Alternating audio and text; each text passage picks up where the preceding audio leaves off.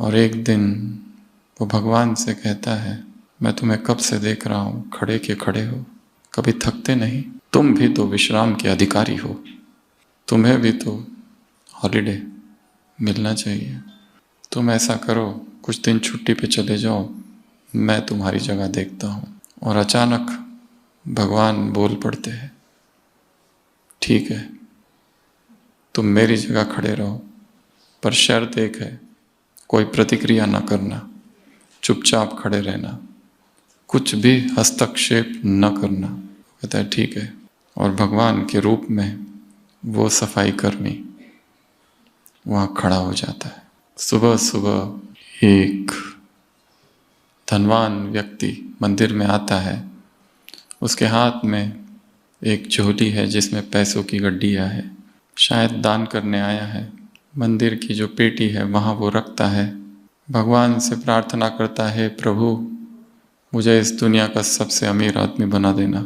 और वो अपने पैसे लेने भूल जाता है और चला जाता है। उसके बाद एक गरीब व्यक्ति आता है। वो कहता है, प्रभु मेरे पास कुछ भी नहीं है, मुझे थोड़ा धन दिला दो। और जैसे ही प्रार्थना पूरी करता है, पीछे मुड़कर देखता है तो वहाँ पैसों से भरी हुई थैली। खुश हो जाता है और भगवान को धन्यवाद करता है कि तुमने मेरी प्रार्थना सुन ली। बहुत खुशी खुशी से उस थैली को दबाकर चुपचाप निकल जाता है। खड़े हुए भगवान को थोड़ा क्रोध तो आता है, परंतु चुप रहता है भगवान। और थोड़ी देर के बाद एक जहाज का कप्तान वहाँ आता है और वो भगवान से प्रार्थना करता है, हे प्रभु मैं लंबी यात्रा पर जा रहा हूँ, यात्रा सुरक्षा का वरदान देना। और उसी समय वो पहला धनवान व्यक्ति सिक्योरिटी वालों के साथ वहाँ पहुँच जाता है और कहता है, यही वो व्यक्ति है शायद जिसने मेरे पैसे चुराए। वो नाविक, वो जहाज का कप्तान मिन्नतें करता है कि नहीं, मैंने नहीं चुराए। वो धनवान व्यक्ति कहता है कि चुपचाप पैसे निकालो, नहीं तो पुलिस को बुलाएंगे। इस समय भगवान से रहा नहीं जाता।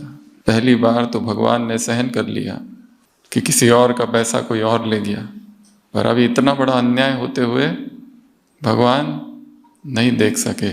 और अचानक एक दिन का भगवान बोल पड़ा, मैं भगवान बोल रहा हूँ, ये जहाज का कप्तान निर्दोष है। बीच में जो गरीब व्यक्ति आया था, जो भिखारी आया था, पैसे वो ले गया, उसको पकड़ो। भगवान की आवाज़ सुनकर सभी आश्चर्यचकित हो जाते हैं, भगवान को धन्यवाद भी देते हैं। और वो अमीर व्यक्ति उन सिक्योरिटी वालों के साथ उस गरीब को ढूंढने निकल पड़ते हैं। शाम होती है, असली भगवान आते हैं, पूछते हैं कैसा रहा, क्या तुमने मेरी शर्त मानी? कहते हैं बाकी सब तो ठीक रहा, परंतु मुझे हस्तक्षेप करना पड़ा क्योंकि मैं अन्याय नहीं देख सकता। क्या किया? भगवान पूछते हैं। वो कहता है ये किया। भगवान कहते हैं तुमने ये क्या कर दिया?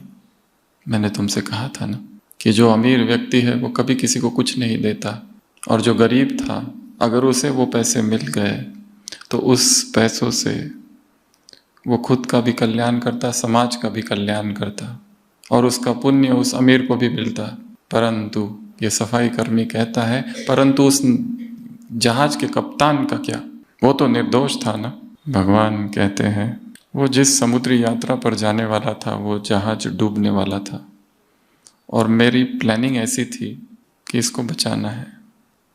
ये कुछ दिन जेल में रहता तो बच जाता। अब वो समुद्री यात्रा पर जाएगा और उसकी मृत्यु होगी। कहानी यहाँ पूरी होती है।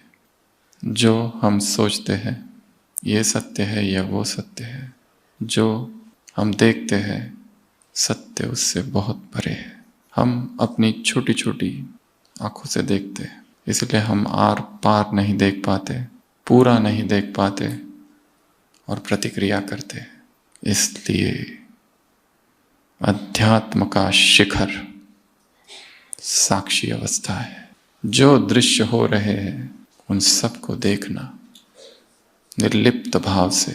साक्षी अर्थात निष्क्रिय हो जाना नहीं, साक्षी अर्थात एक दर्शक की अवस्था। अभिनय करते करते अभिनेता बनते बनते हम ये ना भूल जाए कि हम एक दर्शक भी हैं और सभी चीज़ों पर हमारा वश नहीं है। घटनाएं घट रही है, हम केंद्र पर रहे, चाहे अपमान हो चाहे सम्मान मिले। यही योगी की अवस्था है। न अपमान का भय, न सम्मान की कामना। इस जीवन में आगे बढ़ते हुए यदि इस साक्षी भाव को हम नहीं अपनाते हैं तो परिस्थितियां हमें प्रभावित करती रहेगी। कभी सुख कभी दुख, कभी अच्छा कभी बुरा, mood off mood on, change, fluctuations होते रहेंगे और हम कभी भी उस स्थिर अवस्था को नहीं प्राप्त करेंगे, तटस्थ नहीं हो पाएंगे। तटस्थ अर्थात तट के किनारे जो खड़ा है, नदी बह रही है, हम देख रहे हैं, घटनाएं घट रही है, हम देख रहे हैं और देखते देखते हम पाएंगे जो भी समस्याएं है वो केवल मन की कल्पना मात्र है। जीवन में परिस्थितियां है, समस्याएं नहीं। उन परिस्थितियों से लड़ लड़ कर हम समस्याओं का निर्माण करते हैं। साक्षी की साधना केंद्र पर स्थिर होने की साधना है। सारे कार्य व्यवहार करते हुए, संसार में विचरण करते हुए, सब लोगों से बात करते हुए, अपनी सेवाएं करते हुए, अपनी साधना करते हुए, सेवाओं का विस्तार करते हुए, असंख्य आत्माओं के संपर्क में आते हुए, असंख्य परिस्थितियों को देखते हुए एक तटस्थ भाव में स्थित रहना। क्योंकि हम बहुत कम देख पा रहे हैं। उस सफाई कर्मी ने केवल इतना देखा भगवान बनकर कि जो घटा वो अन्याय है, क्योंकि उसके पास एक काल की दृष्टि है और भगवान त्रिकाल दृष्टि से देखता है। और हमें भी वरदान में त्रिकालदर्शी भव ही उसने कहा है। हमने अपने पूर्व जन्मों में क्या किया है हमें पता नहीं। जन जन के कितने हिसाब है जो पूरे हो रहे हैं, कर्ज चुकता हो रहे हैं, अधूरी कहानियां पूरी हो रही है, अकाउंट सेटलमेंट का समय चल रहा है। इसलिए साक्षी हो जाना ये लक्ष्य भी है और साधना भी है, दोनों। यहां ही बैठे बैठे साक्षी भाव में स्थित हो जाना, घटनाओं को देखना, जैसे अनंत आकाश बादल आ रहे हैं जा रहे हैं, जैसे कोई व्यक्ति सड़क के किनारे खड़ा है, गाड़ियां आ रही है गाड़ियां जा रही है, जैसे कोई वृक्ष खड़ा है, पक्षी आ रहे हैं पक्षी जा रहे हैं, जैसे कोई योगी विचारों को देख रहा है, विचार आ रहे हैं विचार जा रहे हैं। मैं विचार नहीं, मैं अलग हूं। तो आज हम चर्चा करेंगे साक्षी प्रवाह पर, कैसे यह अभ्यास रोज करें और परिस्थितियां हमें डिस्टर्ब ना करें। हमें सबसे ज़्यादा प्रभावित दो बातें करती है, दूसरों के बोल और दूसरों का व्यवहार। अगर उन्होंने अच्छा व्यवहार किया तो हम खुश होते हैं, अगर कटु शब्द बोले और निंदा की और ग्लानि की और हमारी टांग खींची या षड्यंत्र किए या ऊपर कुछ और अंदर कुछ दिखाया तो भीतर पीड़ा होती है, दर्द होता है। दूसरों के कटु शब्द हमें आहत करते हैं, घायल करते हैं, गिरा देते हैं, आत्मा के पंख कट जाते हैं। पर कटी चिड़िया फिर उड़ नहीं सकती। दूसरों का व्यवहार यदि हमारी अपेक्षा अनुसार ना हो तो हमें दर्द होता है। क्या हम करें और कौन सी साधना करें? चाहे कुछ भी हो रहा, कुछ भी, हम स्थिर रहे। सम्मान मिल रहा है या न मिल रहा है, साक्षी ही परम साधना है, साक्षी ही परम शिखर है, परम लक्ष्य है। साक्षी दिए की तरह है, यदि भीतर ये दीपक नहीं जल रहा तो हम डिस्टर्ब होते ही रहेंगे। एक अंधा व्यक्ति अपने मित्र के घर आया। रात बहुत हो गई, जाने का समय था। बीच में जंगल से पहले शहर। उस अंधे व्यक्ति को उसके मित्र ने एक लालटेन दी और कहा, ये लालटेन ले जाओ। उस अंधे मित्र ने कहा, इस लालटेन का मैं क्या करूँगा, मुझे तो दिखता ही नहीं। मित्र ने कहा, ये लालटेन इसलिए है कि दूसरे तुम्हें देख ले और तुमसे न टकराए, इसलिए ले जाओ। और वो अंधा व्यक्ति उस लालटेन को लेकर चल पड़ा। अंधेरा था, लोग यहाँ वहाँ अभी भी जा रहे थे, और अचानक एक व्यक्ति टकराया। वह अंधा व्यक्ति पूछता है उससे, क्या तुम भी मेरी तरह नेत्रहीन हो? मुझे तो नहीं दिखता, क्या तुम्हें भी नहीं दिखता जो तुम टकराए? और मेरे हाथ में तो लालटेन है। वो व्यक्ति कहता है, मैं देख सकता हूँ, पर समस्या ये है कि तुम्हारे हाथ में जो लालटेन है वो बुझा हुआ है। ज्ञान हम सबके पास है, आत्मा का ज्ञान सबके पास है, पर ज्ञान में आत्मा कितनी है, ज्ञान कितना जागृत है, ज्ञान कितना प्रखर है, ज्ञान कितनी सजगता की अवस्था में हमें स्थिर रखता है। यह ज्ञान भी है और ज्ञान का लालटेन लेकर चल रहे हैं और हमें पता ही नहीं वो बुझ चुका है। और हमारे पास जो ज्ञान है वो केवल रटाया ज्ञान है, और जो ज्ञान कंठस्थ किया जाता है वो सड़ने लगता है। मैं आत्मा हूँ, परमात्मा की संतान हूँ। ये सृष्टि चक्र 5000 साल परमात्मा आए हुए, संगम युग है, विनाश सामने खड़ा है, काम महाशत्रु है, आदि मध्य अंत दुख देता है, दिव्य गुण तुम्हें धारण करने, सेवा भी तुम्हें करनी है। ये ब्रह्मा है, इस तन में भगवान आए हैं और सतयुग आ रहा है।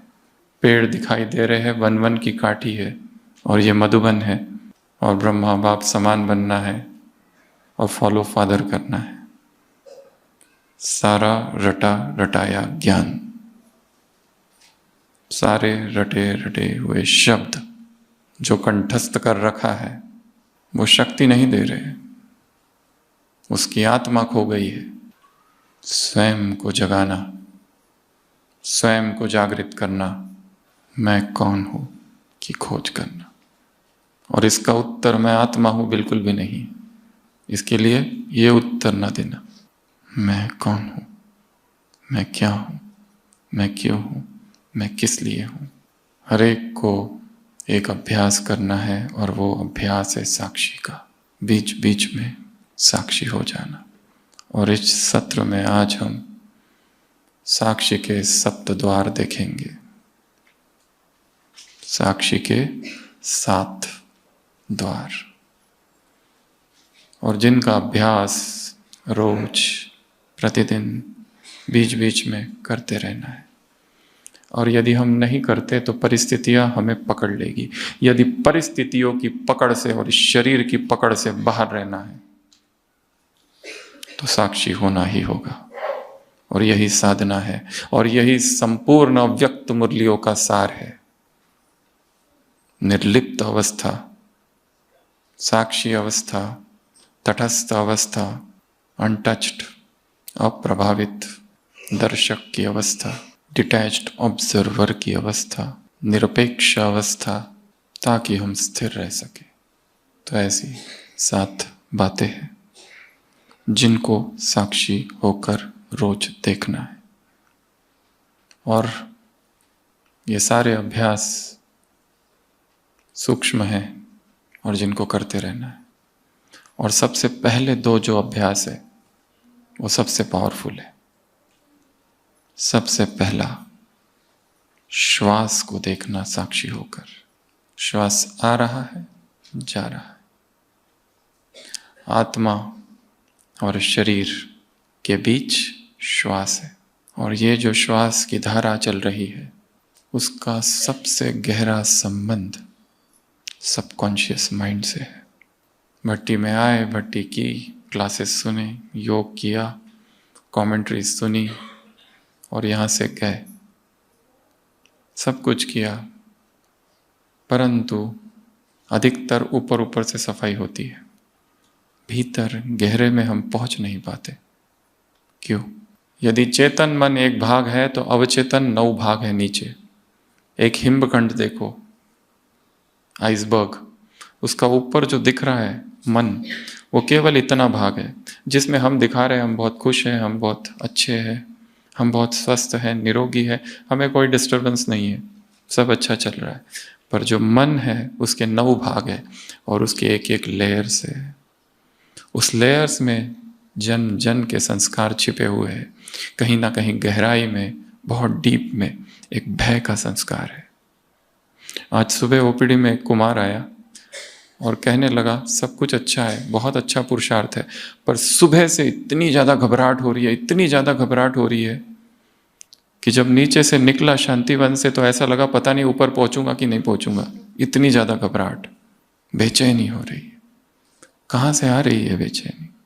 अभी कार्य अधूरा है।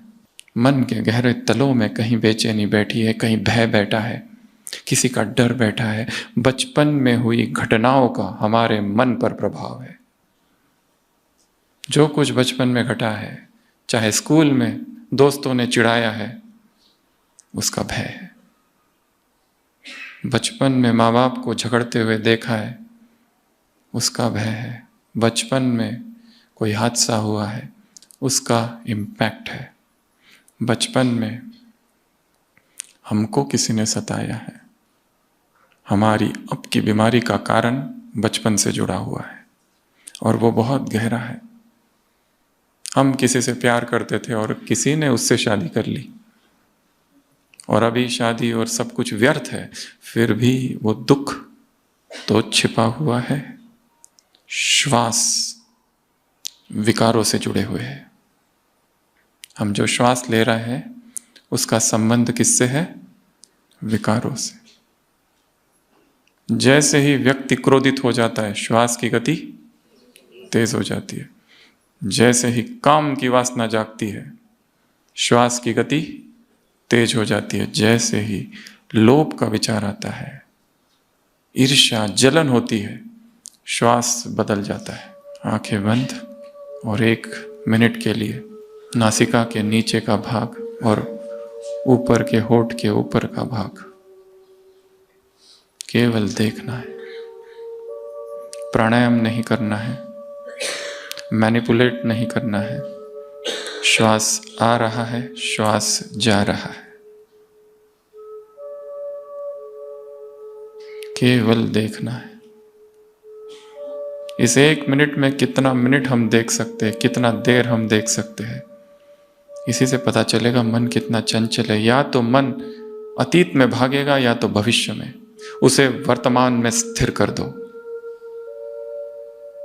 केवल श्वास।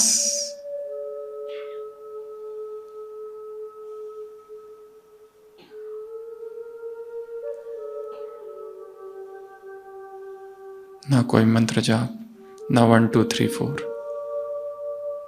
ना कोई इमेजिनेशन, ना कोई कल्पना, केवल श्वास को देखो।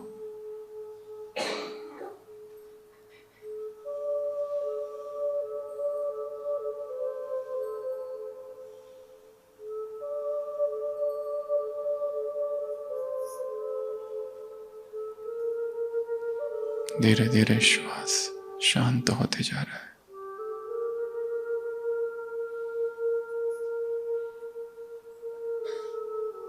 श्वास को देखते देखते हम अपने विकारों को देखने लगेंगे।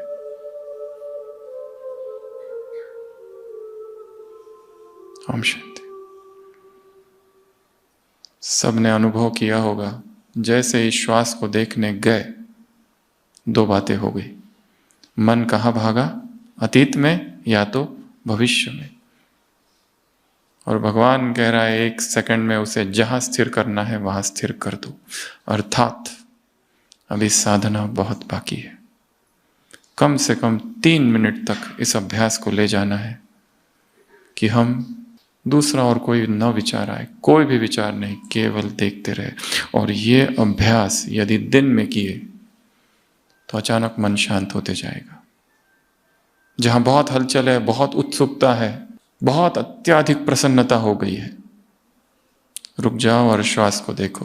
क्योंकि अत्यंत प्रसन्नता की अवस्था में ही गलत निर्णय लिए जाते हैं। अत्यंत दुख की अवस्था में गलत निर्णय लिए जाते हैं और अत्यंत क्रोध की अवस्था में गलत निर्णय लिए जाते हैं। ये 3 अवस्थाएं हैं जो पिछली क्लास में सुनाया था। शांत, आंखें बंद करके श्वास को देखते जाना। 1 मिनट, आधा मिनट भी देख लिया तो मन शांत हो जाएगा। अभी क्रोध आया, अभी किसी को हमने कुछ काम दिया, उसने सब कुछ बिगाड़ दिया और अभी क्रोध करने ही वाले हैं, या रोब, संडे की मुरली, पिता और पुत्र।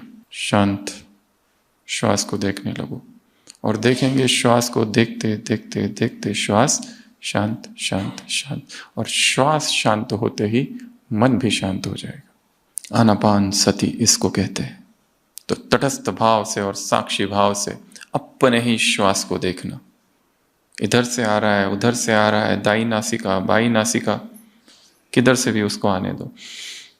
और एकदम ही श्वास जब मंद हो जाए तो एक जोर से लेना है श्वास, ताकि हम अचेत हो जाए। और देखो कितना देर तक ये स्थिर हो पाता है।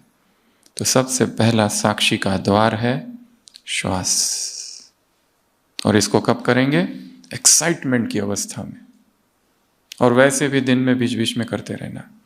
बैठे हैं, कुछ काम नहीं है, कोई सेवा नहीं है, किसी के लिए वेट कर रहे हैं, ऑफिस में बैठे हैं, close the eyes and watch the breath. Breath awareness मन को शांत कर देगा, क्योंकि श्वास का सीधा संबंध सबकॉन्शियस माइंड से है। क्यों?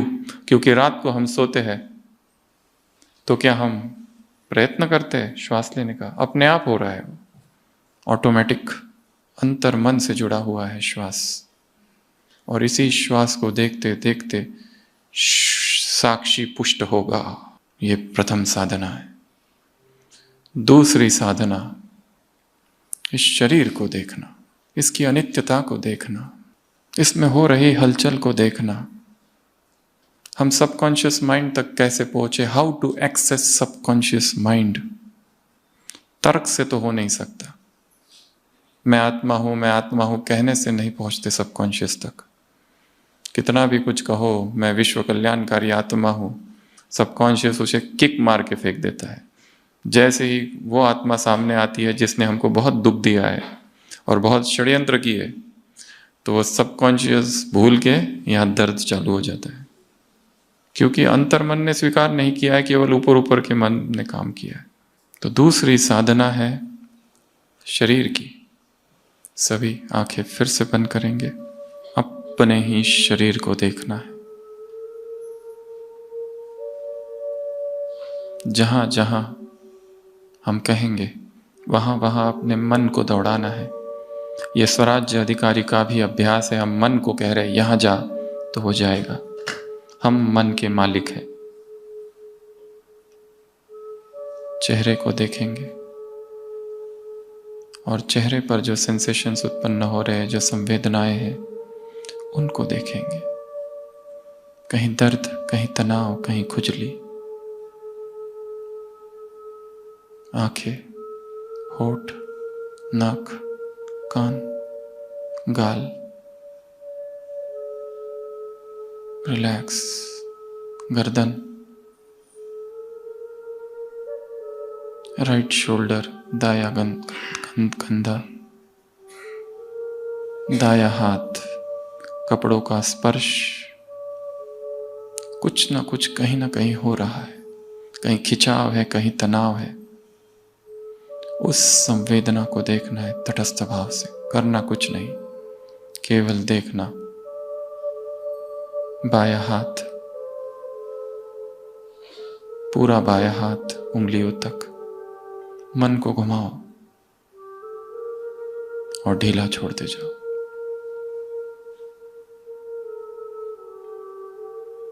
रक्त का प्रवाह, थ्रॉबिंग सेंसेशन, टिंगलिंग, छाती, दाई छाती, बाई छाती, केवल देखो। कुछ तो हो रहा है वहां। पेट,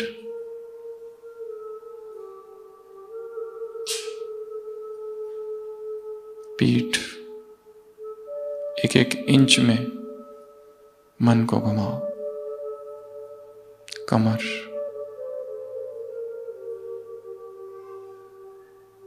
दायां पैर, कुछ न कुछ हो रहा है, केवल देखो। कहीं खुजली, कहीं दुखाव, कहीं तनाव, कहीं गर्मी। बायां पैर ऊपर से नीचे तक।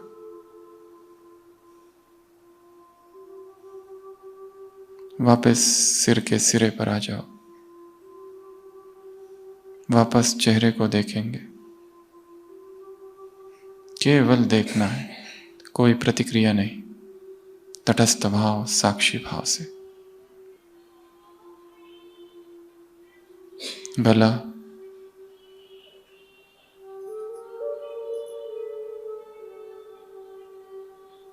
दोनों कंधे और छाती एक साथ, दोनों हाथ और पेट एक साथ,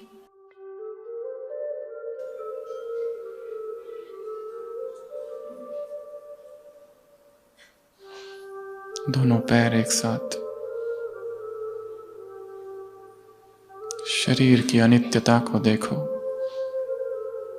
जो भी संवेदनाएं हैं सभी अनित्य है। अभी अभी है, अभी अभी चली गई। अभी अभी खुजली, अभी अभी दर्द, अभी अभी कुछ नहीं, न्यूट्रल। कुछ कुछ स्थान ऐसे हैं शरीर के जहां कुछ नहीं मिलेगा, आगे बढ़ जाओ। अगर कहीं कुछ मिल रहा है, कोई दर्द, उस दर्द को थोड़ी देर देखते रहो। घुटनों को देखो और फिर आगे बढ़ जाओ। अभ्यास करते करते ही अशरीरी अवस्था आ जाएगी। शरीर जैसे खो गया। फिर से एक बार ऊपर से नीचे तक मन को घुमाओ। ओम शांति। तटस्थ और साक्षी भाव से इस शरीर को देखना, इस शरीर की अनित्यता को देखना, इस शरीर में है क्या। और ये करते करते ही हमने मैं आत्मा हूं कहा ही नहीं, और बिना कहे ही अशरीरी अवस्था आ गई। आई थी, आई ना, आई। यस। फिर अभ्यास चालू करना है योग का। भट्टी के 3 नियम होते हैं। सबसे पहला, पूर्ण मौन 3 दिन। जिस दिन आए उसी दिन से। अगर यहाँ आकर भी बातचीत चालू है तो कोई अनुभव नहीं होगा, ऊपर ऊपर की सफाई होगी, भीतर नहीं प्रवेश कर सकोगे। दूसरा नियम, मोबाइल स्विच्ड ऑफ 3 दिनों के लिए। संसार से पूरा डिस्कनेक्शन, अनुपलब्ध हो जाना। और तीसरा, इस कैंपस में कैद हो जाना। ये तैयारी मात्र है। यहाँ से जब घर जाओगे तो अपने घर पे इंडिविजुअल, अकेले की 1 दिन की, 2 दिन की, 3 दिन की भट्टी खुद करना। वो वास्तविक भट्टी है।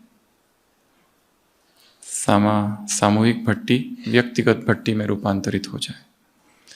तो हम कह रहे थे, दूसरा द्वार है शरीर को ऊपर से लेके नीचे से ऊपर, ऊपर से लेके नीचे से ऊपर देखते रहना।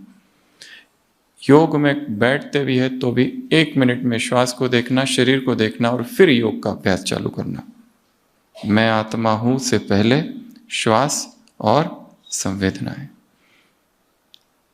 तुरंत भाग भाग के आए, बैठे और मैं आत्मा हूं, कोई अनुभव नहीं होता है। थोड़ा भीतर जाना होगा पहले। तीसरा द्वार है विचार और भावनाओं को साक्षी होकर देखना। बीच बीच में अपने ही विचारों को देखते रहो। कौन से विचार आ रहे हैं, उन्हें रोकना नहीं। वासना वाले आ रहे, आने दो। कोई भी विकार परमानेंट नहीं है, आते हैं चले जाते हैं। विचार आया, आने दो, गया, जाने दो। उसको देखना है, अपने ही विचारों को और अपनी भावनाओं को साक्षी होकर देखने का विचार। अभी अभी विचार आया, किसी की याद आ गई और आंसू आ गए। 10 साल पहले किसी का किया हुआ अपमान याद आ गया, उस किए हुए अपमान को भी साक्षी होकर देखो। अपने और उस घटना के बीच एक डिस्टेंस मेंटेन करना है। मैं विचार नहीं। हमें बाबा ने अलग अलग बातें बताई है, कोर्स में बताया आत्मा की 3 शक्तियां हैं, मन बुद्धि संस्कार। अव्यक्त वाणियों में यह भी अभ्यास कराया है कि मैं आत्मा राजा हूं, मन बुद्धि संस्कार मंत्री है। दरबार लगाओ, ये अलग मैं अलग। अपने मन से बात करो, अर्थात मन अलग मैं अलग। मन को अलग कर देना। ये मन है, ये विचार, ये रावण के विचार है, मेरे नहीं। मध्य के संस्कार है। मैं तो सच्चिदानंद स्वरूप हूं, चिन्मय आत्मा हूं। निरंतर आनंद की अवस्था में हो। ये जो दुख हो रहा है ये मैं नहीं, ये विचार है, ये मन है। मन से खुद को अलग कर देना, उस मन को साक्षी होकर देखना। मैं आकाश हूं, ये बादल है। मैं झाड़ हूं, ये पक्षी है। मैं सड़क के किनारे पर हूं, गाड़ियां आ रही है, गाड़ियां जा रही है। ये तीसरा अभ्यास है, इसको बीच बीच में करना। चौथा अभ्यास, अपनी आदतों और संस्कारों को साक्षी होकर देखना। दोपहर का समय अच्छा होता है, आंखें बंद करके बैठ जाओ कमरे में, बिस्तर पर ही या लेटे लेटे ही, और देखो मेरी कौन कौन सी आदत है। खाने बैठता हूं तो मोबाइल देखने की आदत है, आदत बन गई है। सेवा करके आते हैं तो अपनी महिमा गाने की आदत हो गई है। किसी के शब्दों को इतना गहराई में भीतर उतार लेना, पर्सनलाइजेशन, पकड़ के एब्जॉर्ब करके समाना और दुखी होना, आदत पड़ गई है। रूठने की आदत, रूसने की आदत, दुखी होने की आदत, मूड ऑफ, मूड चेंज की आदत, पैनिक की आदत, अचानक घबराहट, बेचैनी, इतनी ज़्यादा कि ऐसा लगता है बस अब जीवन ही खत्म हो रहा है। क्यों? कहाँ से आ रही है? कुछ तो उसका स्रोत होगा। किस गंगोत्री से गंगा उतर रही है बेचैनी की? अपनी ही आदत को देखना है तटस्थ भाव से। केवल देखना है, चेंज नहीं करना है, केवल देखना। देखते देखते ही क्रांति घटित होगी। उससे डिटैचमेंट होते ही वो बदलने चालू हो जाएगी। केवल हम देख रहे हैं, किसी ने कुछ कहा, हमें बुरा लगा, हम इस बुरे लगने को देख रहे हैं, कर कुछ नहीं रहे, केवल देख रहे, तटस्थ भाव से, साक्षी भाव से। नॉन आइडेंटिफिकेशन, तदात्म स्थापित नहीं करना है मन के साथ, उसको अलग ही रखना है। मैं अलग, तू अलग, मैं आत्मा, तू मन, मैं मालिक। मन वश में हो, मन जीत तो जगत जीत।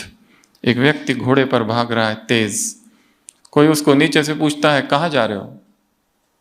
वो कहते हैं मुझे क्या पता, घोड़े से पूछो। मेरा वश ही नहीं है, घोड़ा मुझे ले जा रहा है, भगा रहा है। अचानक कभी कुछ होता है, अभी कुछ होता है, कभी अचानक दुख, कभी अचानक सुख। अर्थात ये मन जीत की अवस्था नहीं है, ये बहुत सूक्ष्म अभ्यास है।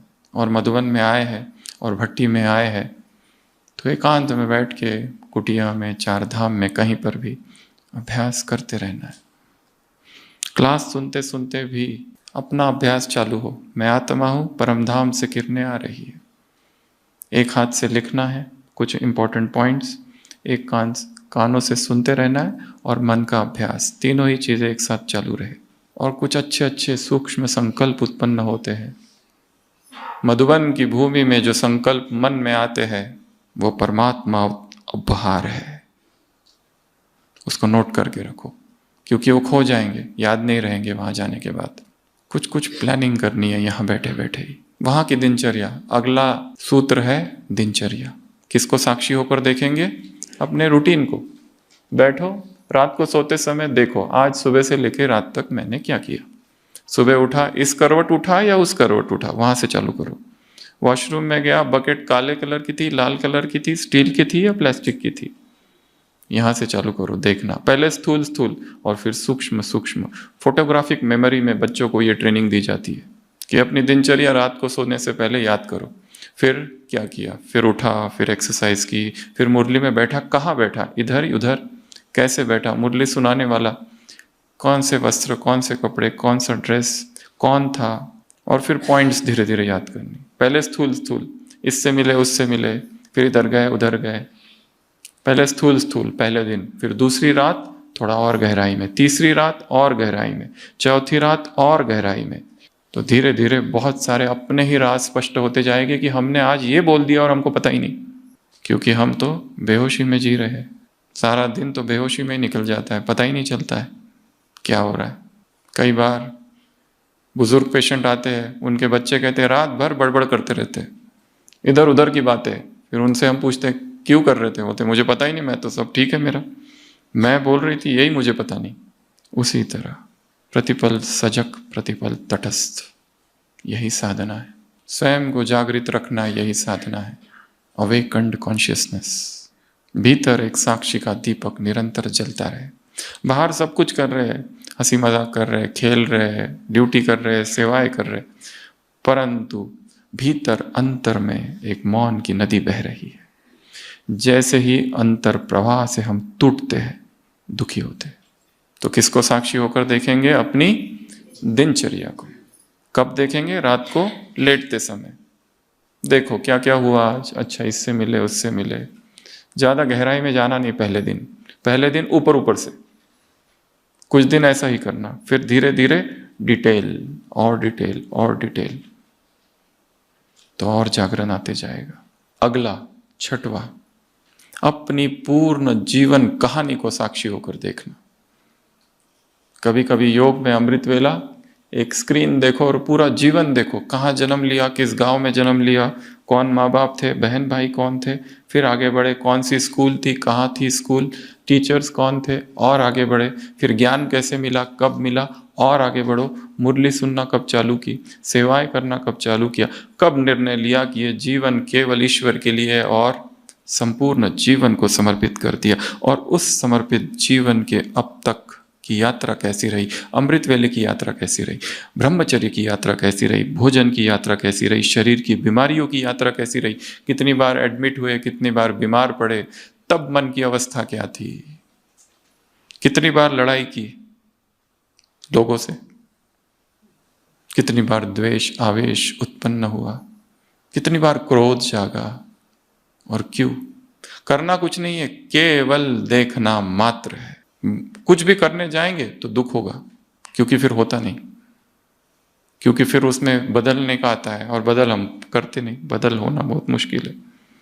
केवल देखना और देखते देखते अनुभव करना, ये क्या चल रहा है सब कुछ। स्वामी विवेकानंद विदेश की यात्रा पूरी की 2 बार, और जब भारत आए और कश्मीर गए, और वहां से लौटते लौटते शीर भवानी का मंदिर है, वहां गए, देखा मंदिर उद्ध्वस्त कर चुका है। पूछा किसने किया ये हाल मंदिर का, खंडर बना दिया मंदिर की मूर्ति को, माँ की मूर्ति को ऐसा कर दिया, किसने किया? उत्तर मिला, मुसलमानों ने किया। उनके मन में आया कि अगर मैं उस समय वहां होता तो मैं लड़ता उनसे और उनको रोकता। वहां से जाते हैं, किसी गांव में ठहरते हैं, रात में स्वप्न में काली माँ आती है, कहती है तूने रोका होता, डू यू प्रोटेक्ट मी और आई प्रोटेक्ट यू, तुम मेरी रक्षा करते हो या मैं तुम्हारी रक्षा करती हूं? कौन किसकी रक्षा करता है?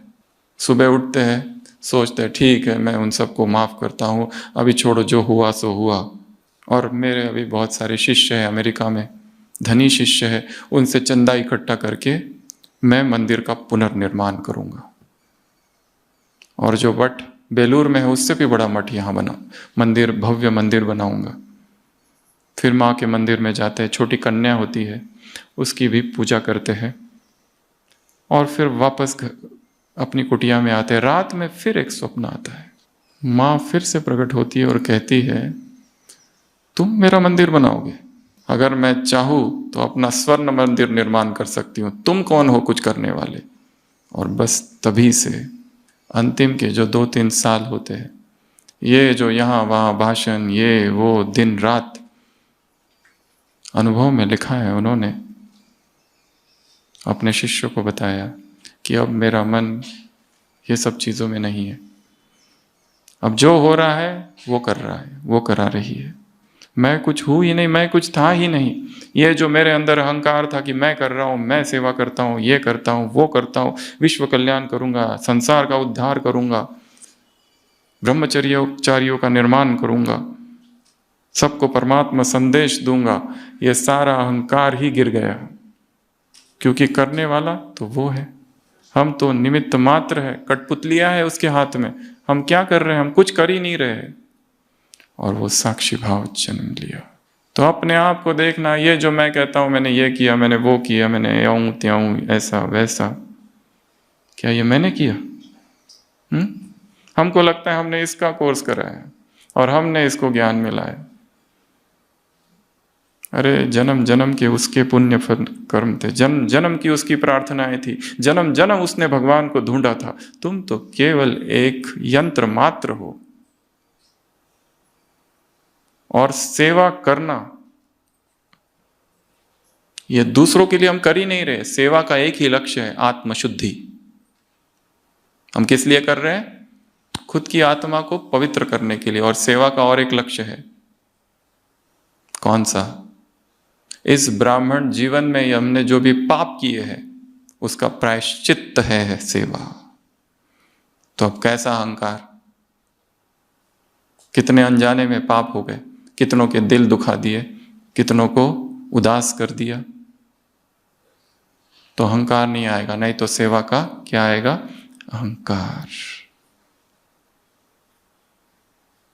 जिसकी सेवा कर रहे हैं उसी को भूल जाते हैं, या तो जो सेवा कर रहे हैं ये भूल जाते हैं कि वो करा रहा है और मैं कर रहा हूँ। सबसे पहली प्रदर्शनी हुई थी यज्ञ की मुंबई में, उसमें बाप दादा का अव्यक्त संदेश आया था। बच्चों ने बहुत अच्छी सेवा की, बहुत अच्छी प्रदर्शनी लगाई, एक पेज भर के संदेश था और लास्ट में एक छोटी सी लाइन थी, पर बच्चे बाप को भूले हुए हैं। पूरा कर दिया पूरा। जिसकी सेवा कर रहे हैं उसी को तो विस्मृत कर दिया है। सोच रहे मैं कर रहा हूं। हम कौन हैं करने वाले? वो चाहता तो किसी और को निमित्त बना देता, या बना भी दे अभी। तो अपनी ही जीवन कहानी को कैसे देखना है? साक्षी होकर। और लास्ट और सबसे महत्वपूर्ण, इस ड्रामा को साक्षी होकर देखना है। कैसे? हमें याद है बहुत साल पहले ओपीडी में हम बिजी थे, तो अचानक एक फ़ोन आया ज्ञान सरोवर से कि वहाँ एक क्लास करानी है, और जिनको दिया था वो नहीं आ रहे हैं। और अभी तो ओपीडी चालू है, 5:30 बजे तक चालू थी और वो 6 बजे है। टाइम ही नहीं है, कब सोचे? क्योंकि बिना तैयारी के कोई भी क्लास कराना, अर्थात जो सुनने वाले हैं उनका भी टाइम वेस्ट करना है। To speak one living line takes 1 hour journeying. एक जीवंत लाइन बोलने के लिए 1 घंटे के चिंतन की आवश्यकता है। किसी विदेशी लेखक ने लिखा है, if I have to give a speech impromptu, यदि मुझे बिना तैयारी के कोई भाषण देना है तो मुझे कम से कम 6 मास चाहिए तैयारी के लिए, नहीं तो मैं केवल टाइम वेस्ट करूंगा सुनने वालों का। और जो धारणा है मेरे ही जीवन में नहीं है, मैं दूसरों को क्या बताऊं? पाखंड होगा वो। हमारे शब्द तीर की तरह हृदय में तभी जा सकते हैं जब हमारा एक एक शब्द अनुभव से निकल रहा है और हम उसे जी रहे हैं। नहीं तो केवल तालियां बजेगी पर होगा कुछ नहीं। तो हम यहाँ आए मेडिटेशन हॉल में, पीछे बैठे, वहाँ आधा 10 मिनट बैठे और फिर यहाँ से निकल गए ज्ञान सरोवर के लिए। उस 10 मिनट में एक टॉपिक अचानक आया और उस टॉपिक की कुछ बातें आई, और वो टॉपिक था ड्रामा के 16 राज। अचानक यहाँ पीछे बैठते बैठते एक पॉइंट आती गई। नोट करने के लिए भी कुछ नहीं था, केवल माइंड में ही नोट की और वहाँ जाके बोल दी और आ गए। और इस घटना को कई महीने गुजर गए, कई वर्ष। और अचानक एक दिन ओपीडी में एक बहन आई और कहने लगी, मैं एक दिन इतनी दुखी हो गई थी, मुझे तो पता ही नहीं था ये ब्रह्मा कुमारी ये सब क्या होता है। इतनी उदास थी जीवन में, पति का पता चला, उसका अफेयर चालू है, ये हो रहा है, वो हो रहा है, मुझे वो धोखा दे रहा है। इतनी उदास कि एक दिन घर से निकल पड़ी और मरने के लिए। और अचानक मोबाइल हाथ में था और वो क्लास उसने चालू कर दी। उसको पता नहीं है लोग कौन है, ब्रह्मा कुमारी का नाम भी नहीं सुना। और वो सुनते सुनते, अब ज्ञान की बातें थी, हमारे लिए तो सामान्य है वो सारी, पर उसके लिए नहीं थी। अचानक उसमें कुछ हो गया और उसका जीवन ही बदल गया। फिर कोर्स वगैरह किया, वगैरह वगैरह आगे की बातें। और फिर बाबा मिलन में यहाँ आई थी उस समय, 2017 से भी पहले जब बाबा आते थे। ड्रामा की वो 16 बातें आज हम आपको बताएंगे जल्दी जल्दी। फर्स्ट पॉइंट, जो घटनाएं जीवन में घट रही है वो एक पेपर है। क्या है वो? पेपर। और पेपर में मुझे क्या करना है? फेल होना है या पास होना है? पास होना है ना। अब किसी ने अपमान कर दिया और दुखी हो गए, अर्थात फेल। जीवन में एकदम से परिस्थिति आ गई, अचानक से भूकंप आ गया, कुछ हो गया, जिसे हम बहुत प्रेम करते थे वही चला गया, सेवा का साथी अचानक चला गया, विदाउट एक्सपेक्ट। हमको यही नहीं था कि ऐसा होगा। तो क्या समझना है जीवन की परिस्थितियों को? पेपर, कि ये पेपर है, मुझे इसमें पास होना है। अचानक पता चला रिपोर्ट करते करते कैंसर, और डॉक्टर ने कहा अभी बहुत सी जांचें करनी पड़ेगी, अभी पता नहीं है कैंसर किस स्टेज पे है, बायोप्सी लगेगी, आगे की इन्वेस्टिगेशन और वो सब करने को 1 महीना सब चला जा रहा है। उस सब करते हुए भी भीतर की स्थिति स्थिर। कुछ भी होने दो, कुछ भी, हम ये समझे ये पेपर है। और ब्राह्मण आत्माओं के लिए ये ब्राह्मण परिवार एग्जामिनेशन हॉल है, और एक एक ब्राह्मण पेपर।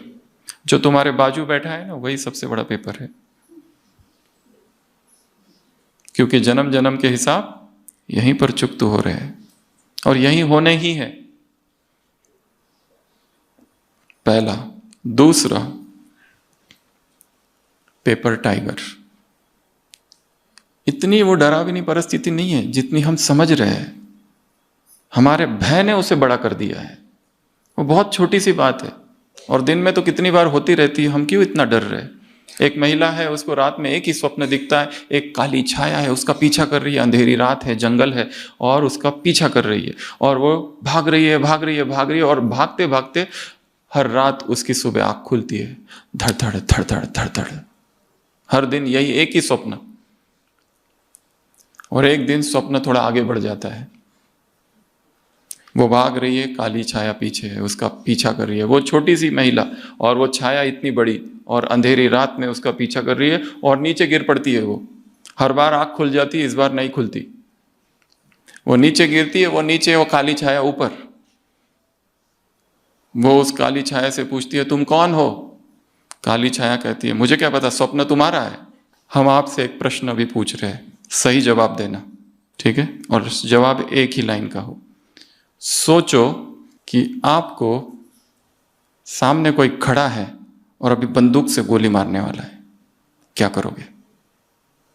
सामने खड़ा है और मारने ही वाला है बस, और कुछ में ही नहीं है तुम्हारे सामने, निहत्थे खड़े हो। बाबा को याद करेंगे, बाबा आ जाओ। रास्ते में चलते चलते भालू मिला, बाबा मेरी मदद करो, बाबा मेरी मदद करो। भालू भी योग में बैठ गया, आंखें बंद करके। उस भाई ने पूछा तुम क्या कर रहे हो? इसने पूछा तुम क्या कर रहे हो? उसने कहा मैं योग कर रहा हूँ, बाबा को याद कर रहा हूँ। भाई ने भालू से पूछा तुम क्या कर रहे हो? वो कह रहा है मैं भोग लगा रहा हूँ।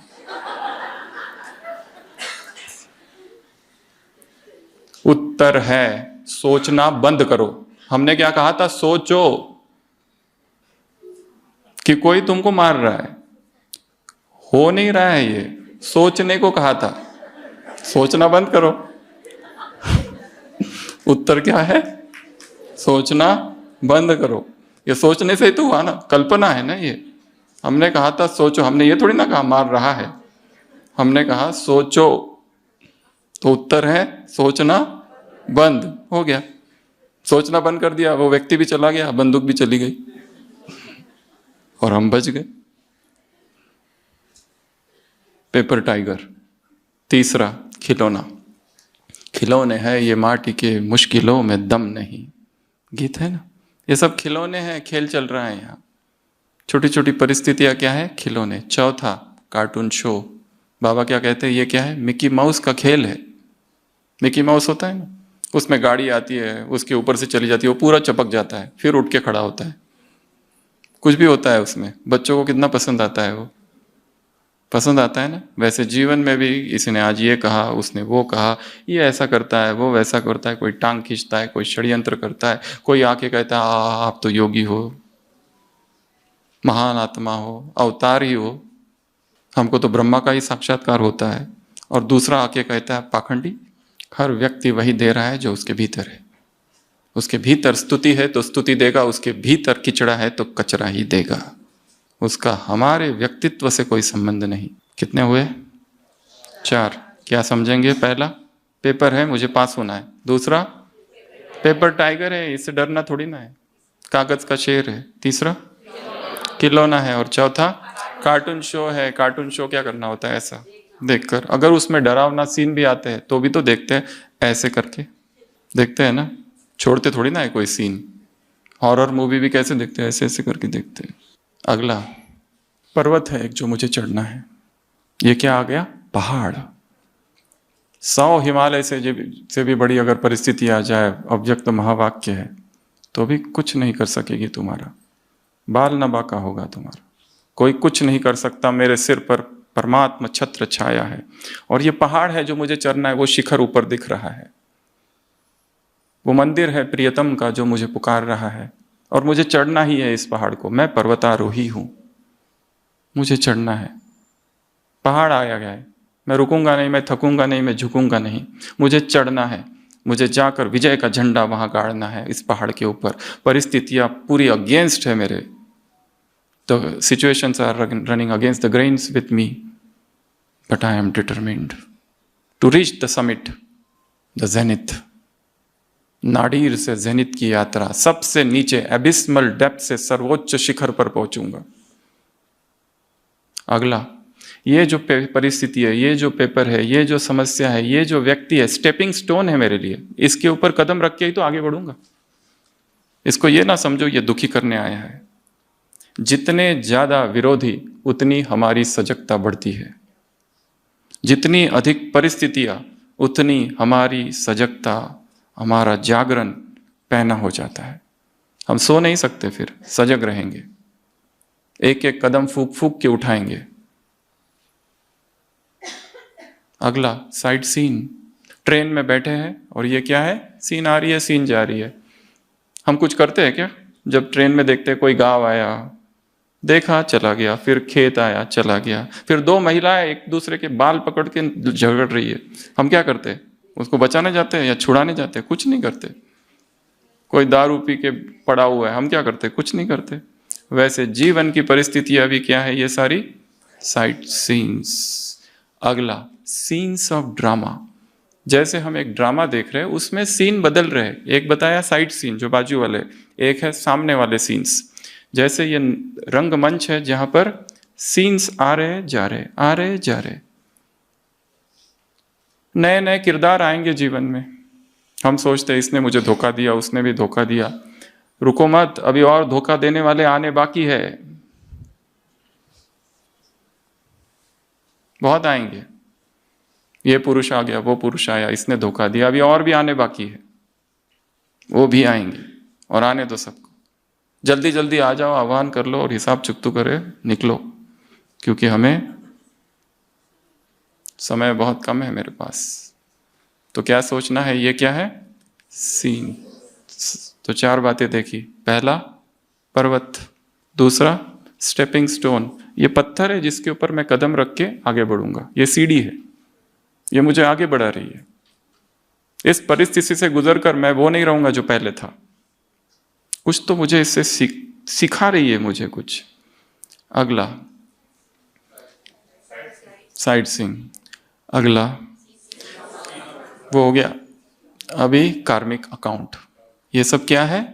कर्म के अकाउंट है, चुकतू हो रहे हैं। अच्छा है, होने दो चुकतू। हमने भी किसी को बहुत गालियां दी होगी। माता बाबा से कहती है, बाबा मेरे पति मुझे बहुत मारता है, उसको ज्ञान में लाओ। बाबा कहते तुमने भी उसे मारा होगा। दूसरा अग्नि है ये परीक्षा, और सोना अग्नि में जाके कुंदन बनता है, प्योर गोल्ड। ये मुझे तपाएगी ये परिस्थिति। अगला गिफ्ट। ये क्या है? उपहार है मेरे लिए। ये समझो ये उपहार है, ये ड्रामा मुझे उपहार दे रहा है। जो भी हो रहा है, जैसा भी हो रहा है, मैं खुश हूं। चाहे शरीर की कुछ भी बीमारी आ रही है या कुछ आ रही है, मैं खुश हूं। ये उपहार है मेरे लिए। अच्छा बुरा सब कुछ, जाई विधि राखे राम ताई विधि रही, होई सोई जो राम रचि राखा। सब उसका रचा हुआ है, ऐसा भक्ति में मान्यता है। और कितने खुश रहते हैं भक्त, सब कुछ उसकी इच्छा से हो रहा है। अगला टच स्टोन, जिसको कहते हैं पारस मणि। ये परिस्थिति क्या है? मुझे स्पर्श करेगी और मैं बदल जाऊंगा। अभी लोहा हूं, क्या बन जाऊंगा? स्वर्ण। ये मुझे स्वर्ण बनाने आई है, मेरा विरोध नहीं है। मीटिंग्स होगी, ये होगा, और आपने जो आइडिया रखी उसको रिजेक्ट कर दिया जाएगा। ये भी तो परिस्थिति है। हम जो सोचते ये राइट है, ये करना चाहिए, पर दूसरे ऐसा नहीं सोचते। दूसरे सोचते ये गलत है। ओके, हमने अपना पार्ट पढ़ लिया, हमने भी तो सीखा। तो क्या सोचेंगे? ये कार्मिक अकाउंट सेटल हो रहा है। दूसरा, ये अग्नि है।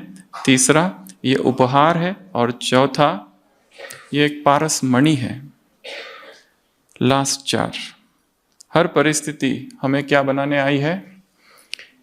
एक बंदर और एक बंदरिया झाड़ की डाली पर है, नीचे बहुत ऊंची डाली है, ऊपर से आकाशवाणी होती है नीचे कूद जाओ तो परी बन जाओगी। तो जो बंदरिया होती है तुरंत कूद जाती है, पर बंदर को थोड़ा डाउट लगता है आकाशवाणी पे, अब फ्रैक्चर विक्चर हो गया तो वो नहीं कूदता है। पर जब देखता है बंदरिया गिरी और परी बन गई, तो फिर वो कूदता है, और वो कूदता है और उसको फ्रैक्चर हो जाता है। समय है। तो हर परिस्थिति हमें परी बनाने आई है, परा बनाने आई है। तो क्या है वो? अपॉर्चुनिटी है, अवसर है एक। ठीक है, जो हो रहा है हमारे कई जन्मों के हिसाब चुक तो हो गए ना, अच्छा है। जो हो गया वो हो गया, खुद को भी हल्का कर दो, माफ कर दो, माफी उनको भी दे दो। अगला, बाबा ने कहा है समस्या को क्या करो? समोसा बनाकर खा जाओ। तो अगला पॉइंट क्या है?